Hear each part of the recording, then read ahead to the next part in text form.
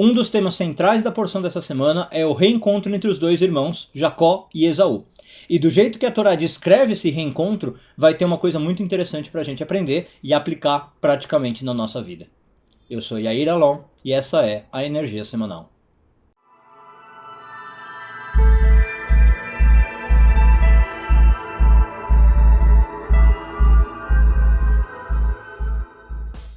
Anos se passaram desde que Jacó roubou a primogenitura de Esaú, e agora, na porção dessa semana, os dois irmãos estão prestes a se reencontrar.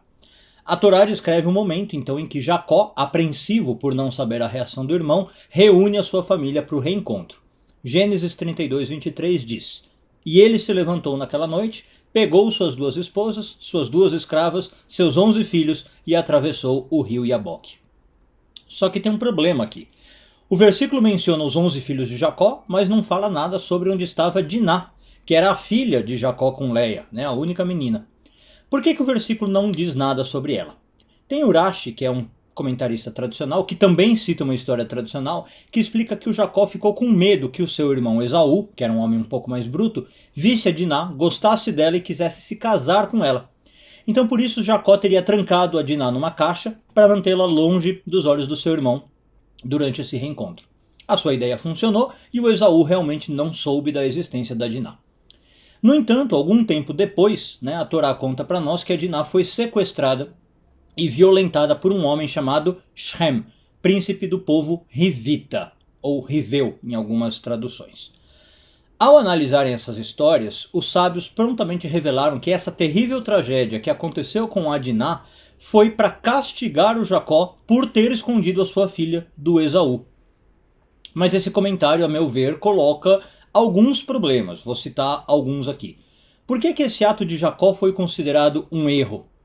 Onde está escrito que ele deveria ter casado a sua única filha com aquele homem bruto, Esaú? E em especial, se foi o Jacó que errou, por que a filha dele que teve que passar por uma violência sexual? Para o pai ser punido? Bom, em um nível mais profundo, a Diná, ela não representa, a gente sabe na Kabbalah, ninguém ali na Torá representa, uma figura humana e real, mas sim um atributo de Jacó. Em termos cabalísticos, ela é uma subsfirá de Tiferet, a saber, Hesed, que é a capacidade de amar e ajudar ao próximo. Os sábios contam para nós que Diná, como a maioria das mulheres na Bíblia, aliás, e por extensão também as mulheres hoje em dia, tinham um poderoso dom: transformar o parceiro que estivesse com ela. Diná também tinha esse dom, fazendo com que o parceiro se tornasse alguém melhor. Sendo assim, caso Diná houvesse se casado com Esaú, ela poderia tê-lo conduzido para um caminho melhor na vida. Esaú foi criado no melhor ambiente que você possa imaginar, se a gente falasse naquele tempo, até hoje em dia. Ele foi contemporâneo e conviveu com Abraão, seu avô, seus pais Isaac e Rebeca e com o irmão Jacó. Ou seja, ele passou vários anos de sua vida com ninguém menos do que os 3 patriarcas. Mesmo assim, todas essas figuras imponentes provocaram pouco efeito espiritual sobre ele. No entanto, o que seus santos pais e seus irmãos não foram capazes de conseguir, diz a tradição que a Diná poderia ter alcançado se fosse a esposa dele.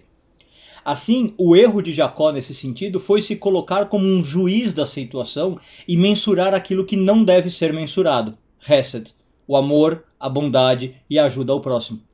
Jacó foi contra a própria energia de Hesed, que é uma energia de doação, de fluidez, tem que ser uma energia livre.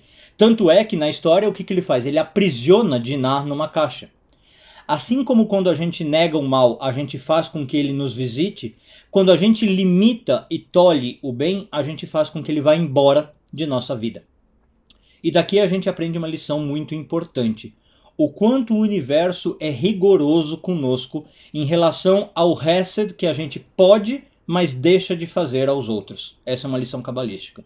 A Torá traz inúmeros exemplos da gravidade de não se ocupar em ajudar o próximo quando a gente poderia estar fazendo isso. Tem uma frase muito bonita do Martin Luther King que teria dito o seguinte: "O que me preocupa não são o grito dos maus, mas o silêncio dos bons." Cabalisticamente, a frase é realmente das mais acertadas.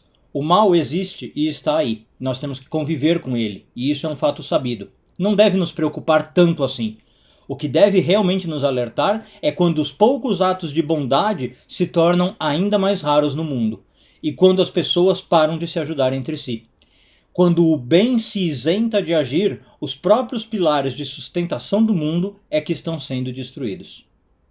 Uma boa semana a todos, Shavua Tov e tudo de bom.